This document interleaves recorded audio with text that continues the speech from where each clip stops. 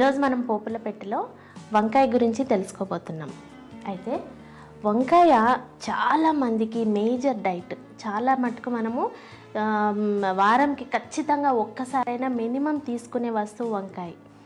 అయితే వంకాయను మనం రకరకాలుగా వండుకుంటూ ఉంటాం కదా. వంకాయలో చాలా రకాలైనటువంటి న్యూట్రిషన్స్ ఉన్నాయి. ఎందుకనంటే వాటిలో ఐరన్, పొటాషియము, తర్వాత వైటమిన్ ఏ చాలా బాగుంటుంది. అంటే కంటికి కూడా వంకాయ తినడం మూలాన చాలా మంచి చేకూరుతుంది. అయితే ఇవన్నీ పక్కకు పెడితే దీంట్లో పొటాషియం నిల్వలు బాగా ఉంటాయి వంకాయలో. పొటాషియం ఉండడం మూలాన బ్లడ్లో ఉన్నటువంటి ఎక్సెస్ సోడియం బయటకు వెళ్ళి పొటాషియం ఏం చేస్తుంది, ఆ సోడియం ఎక్సెస్గా బయటికి వెళ్ళడం మూలాన మనకు ఎక్సెస్ వాటర్ కూడా వెళ్ళిపోతుంది. వెళ్ళిపోయినప్పుడు ఏం జరుగుతుంది, బీపీ కంట్రోల్ అవుతుంది. కాబట్టి బీపీ ఉన్న వాళ్లకు, అదే కాకుండా డయాబెటీస్ ఉన్న వాళ్లకు మంచి డైట్ ఇది బ్రింజాల్. అయితే వంకాయలో స్వీటనింగ్ ఇది తక్కువ ఉంటుంది కాబట్టి, ఫైబర్ కూడా ఎక్కువ ఉంటుంది కాబట్టి డయాబెటీస్ వాళ్ళు రెగ్యులర్గా తీసుకోవచ్చు. ఇదే కాకుండా దీనికి ఉన్నటువంటి మెడిసినల్ యూజెస్ మనం తెలుసుకున్నట్టయితే, మలేరియా లాంటి జబ్బులు వచ్చినప్పుడు మనకు లివర్లో ఇవి టాక్సిన్స్ చేరుకుని లివర్ ఎన్లార్జ్ అవ్వడము, ఇలాంటి సమస్యలు ఎదుర్కొంటూ ఉంటాం కదా. స్ప్లీన్ ఎన్లార్జ్ అవ్వడము, ఇలాంటి సమస్యల్లో మనము వంకాయను ఏం చేయాలని అంటే పెనం పైన దాన్ని నూనె లేకుండా అలాగే తోలుతో మనము కాల్చాలి. లేదు మైక్రోవేవ్ ఓవెన్స్, టోస్టర్స్ ఉంటే కనుక మనము దాన్ని అలాగే బేక్ చేయాలి.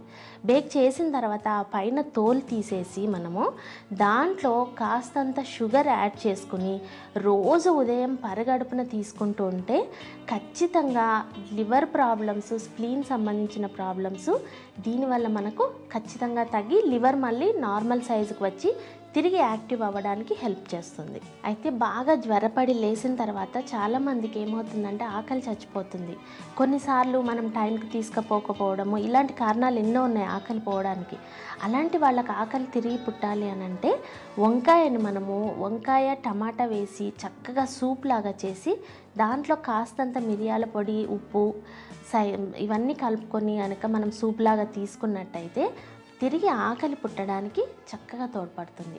అయితే చాలామంది ఏం చేస్తుంటారంటే మనకు చర్మ వ్యాధులు వచ్చినప్పుడు, లేకపోతే బాగా మోకాళ్ళ నొప్పులు ఉన్నప్పుడు చాలామంది ఏమంటుంటాం, మనము వంకాయ తినకూడదు, అవాయిడ్ చేయాలి అని అంటుంటాం కదా.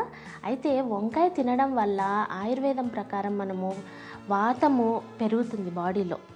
సో అటువంటప్పుడు ఏం చేయాలంటే ప్రెగ్నెన్సీ ఉన్నవాళ్ళు, తర్వాత ప్రెగ్నెంట్ తర్వాత వాతం పెరగకూడదు. వాళ్ళకు పెరగడం మూలాన ఏమవుతుందంటే చాలా మోకాళ్ళ నొప్పులు కానీ, ఇంకా అదర్ స్కిన్ డ్రై అయిపోవడం కానీ ఇలాంటివి జరుగుతూ ఉంటాయి.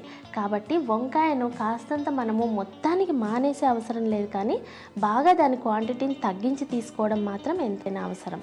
అయితే స్కిన్ ప్రాబ్లమ్స్లో కూడాను అందరికీ కాదు కానీ ఎగ్జిమా లాంటి వ్యాధులు, అంటే దురదతో వచ్చే చర్మ వ్యాధులు, అలర్జీస్, ఇలాంటి ప్రాబ్లమ్స్ ఉన్నవాళ్ళు వంకాయను తగ్గించాలి. ఎందుకంటే దాంట్లో ఉన్నటువంటి కొన్ని ఇంగ్రీడియంట్స్ మన బాడీలో ఉన్నటువంటి అలర్జెన్స్ ఏవైతే నిస్త్రాణంగా ఉంటాయో బాడీలో, వాటిని తిరిగి యాక్టివ్ చేయడానికి ఈ వంకాయ తోడ్పడుతుంది. కాబట్టి అలర్జీ, ముఖ్యంగా స్కిన్ అలర్జీ ఉన్న వాళ్ళు ఖచ్చితంగా వంకాయను మాత్రం మానేసేయాలి. సో ఈ వంకాయ వల్ల ఎన్ని యూజెస్ ఉన్నాయో దాన్ని వాడకూడని సమయాలు కూడా తెలుసుకుంటే మనకు దాన్ని ఏ విధంగా ఉపయోగించుకోవాలో ఈజీగా అర్థమవుతుంది.